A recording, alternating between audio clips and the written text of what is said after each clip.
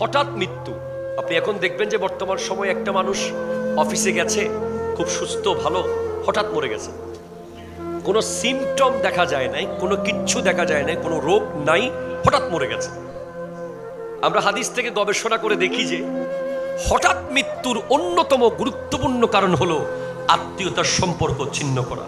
যারা আত্মীয় স্বজনের খবর নেয় না, ফুফুর বাড়ি বছরকে বছর যায় না, যুগ যুগ ধরে খালাকে দেখতে যায় না, নিজের আপন চাচার খবর নেয় না, যারা আত্মীয় থেকে দূরে দুনিয়াবি কারণে, সম্পদের কারণে, পার্সোনালিটি দেখাতে গিয়ে, র্যাঙ্ক দেখাতে গিয়ে আত্মীয়র সাথে দূরত্ব মেনটেন করছে, তারা যে কোনো মুহূর্তে হঠাৎ মৃত্যু হয়ে যেতে পারে।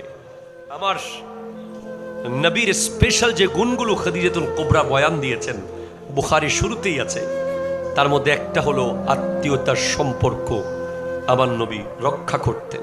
ইবেন খাদিজাতুল কুবরা রাদিয়াল্লাহু তাআলার ইন্তেকালের পরে ওনার বান্ধবীদের কাছে পর্যন্ত আমার নবী খাবার পাঠাতেন, কারণ ওনার বিবি আমাদের মা, উনি যেন খুশি হয় কবর জগৎ থেকে। আমরা নিজের আপন আত্মীয়কে খবর নেই না। ওয়াতাহমিলুল কাল্লা ওয়া তাকসিবুল মাদুমা, আপনি তো গরিব দুঃখীর পাশে দাঁড়ান, আপনি অসহায়ের সাহারা হয়ে যান, আপনার যোগ্যতা।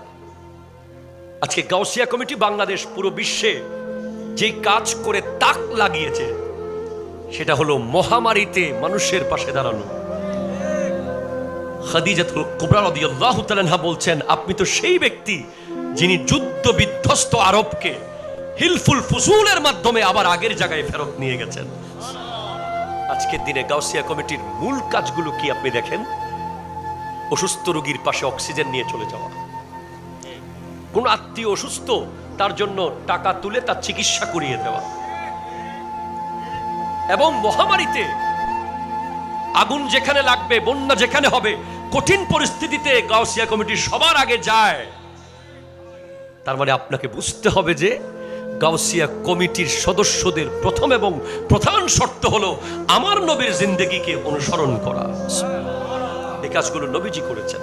তাহলে আমাদের এই প্রজন্মকে আমরা নির্দ্বিধায় বলতে পারি যে আপনারা গাউসিয়া কমিটির মেম্বার হয়ে